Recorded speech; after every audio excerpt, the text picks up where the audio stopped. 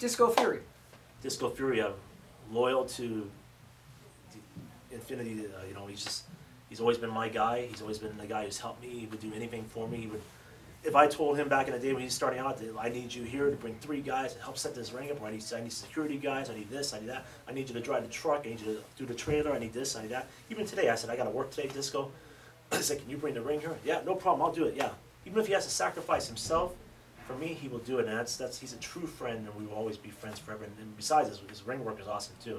He's one of the few guys, when he went to Japan twice, he went to England, he stayed 3 months in England, they loved him there, and you know, but Disco's a family man. He's had kids, and like myself, and you know, you have to make decisions in your life. You know whether you're gonna go wrestle for no money, or you're gonna support your family. And he's done the best of both.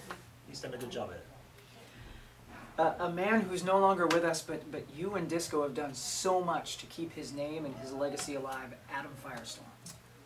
Adam was a great kid. You know, when I first met Adam, he was like myself. You know, 15 years old, 16 years old. And his dad came around to John Parlette's house, and his dad wanted to get Adam in with us to like get him accepted. So he, his dad is an actor, so he did a pratfall down John's outside stairs, like he tumbled down the stairs at that old house. And from then on, Adam and his buddy James, they're young Mormon kids. They would go to church every Sunday, and we took him on the road and corrupted him. So tried to corrupt him, and he loved wrestling. He loved all the funny guys. He loved like Kamala. He loved funny characters to make him laugh. You know, he liked watching good wrestling too, but he more enjoyed guys like Akeem, the African Dream, and things like that. You know, Special Delivery Jones, and you know, Tiger Chung Lee. You know, that's kind of stuff that Adam liked. You know, and he was always joking and having a good time. And we were very shocked when we lost him for sure. And we try to pay respect to him every year, and with the Adam Firestorm Memorial Show, and raise money for Thomas, his son. And we'll continue on with that.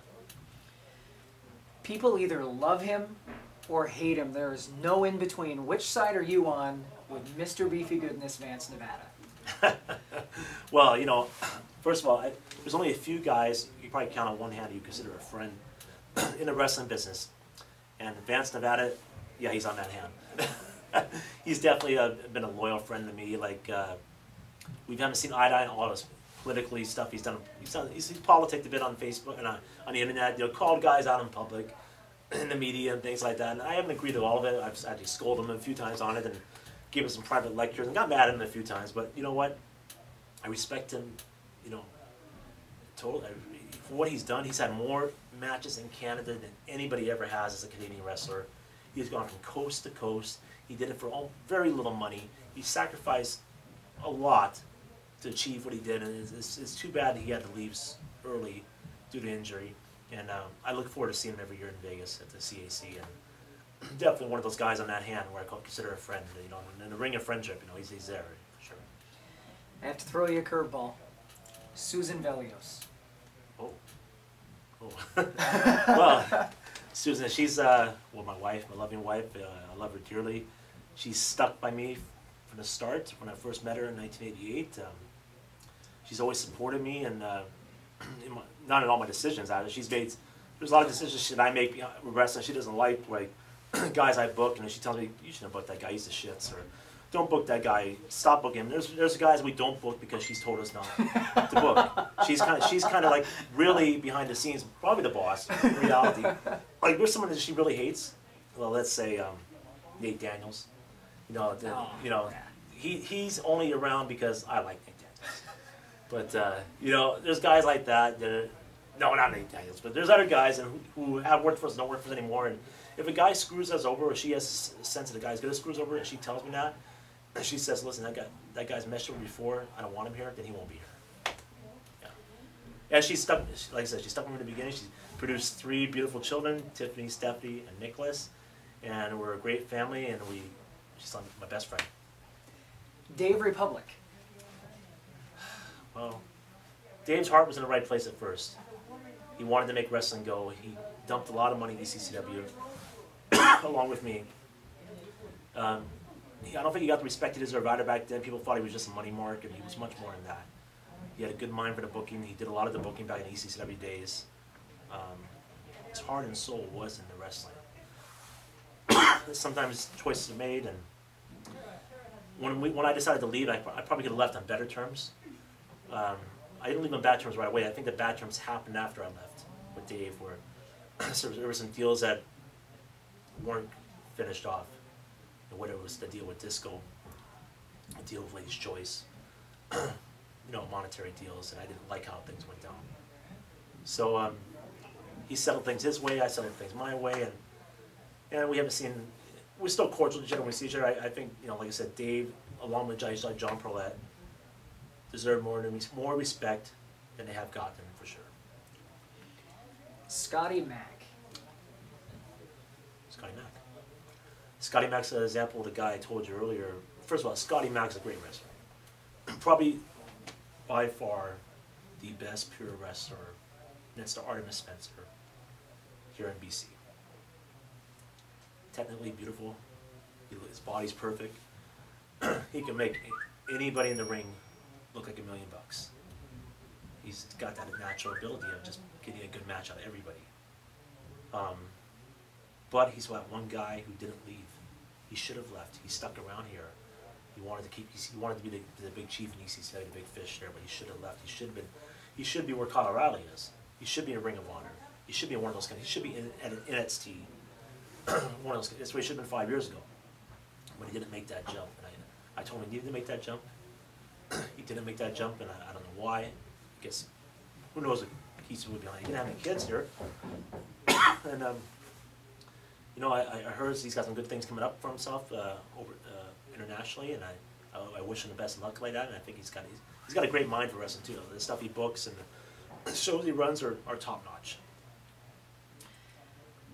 The last but name... he did mess me up in Japan. He did.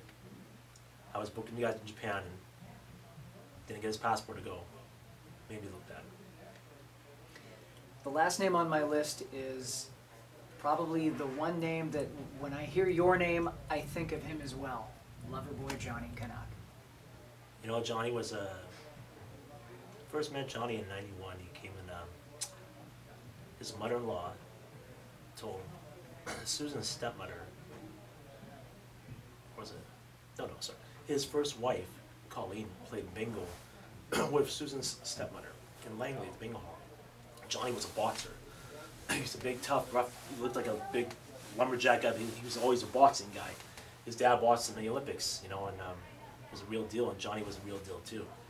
And when I saw him, when he came to my house for the first time to be trained in my yard, he walks down the side of the house there. He says, "That Fruit Loop's gonna train me," because I had like long bleach blonde hair and I looked really goofy looking and stuff. And he's like, from then on, from that day there, we were best of friends, and we hung out all the time, and we had great times on the road together, and so many awesome memories of him and his kids.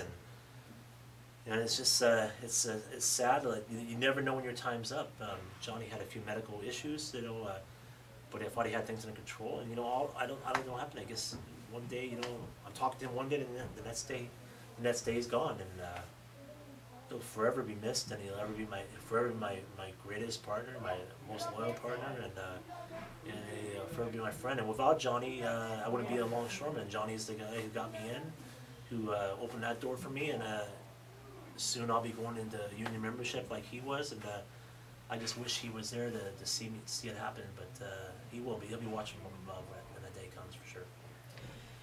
Now I know as we close the book on the in-ring portion of your 27-year career, what is your greatest match, your greatest moment? What are you most proud of in the last 27 years? You know, I've had a lot of matches on the independent circuit, whether in ECCW or ASW or numerous independents throughout Mexico and North America and stuff. And I think the best feeling is getting to wrestle in Cork and Hall in Tokyo. You know, just because when you're a young up and coming wrestler, everybody's goal is to get to Japan. Get to Japan.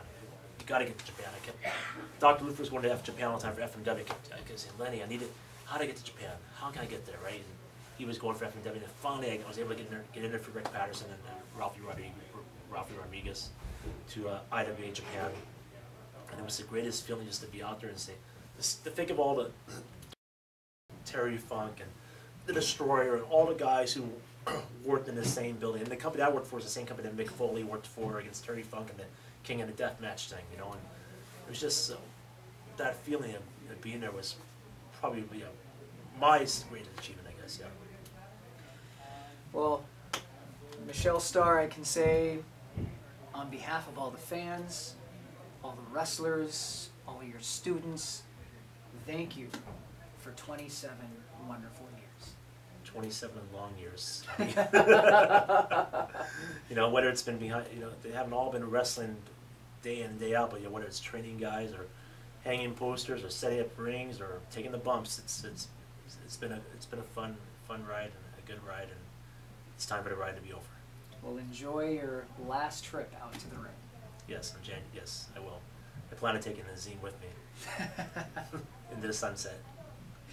January 31st, the end of an era, the end of the Gorgeous era. Gorgeous Michelle Starr says, win, lose, or draw, he's retired.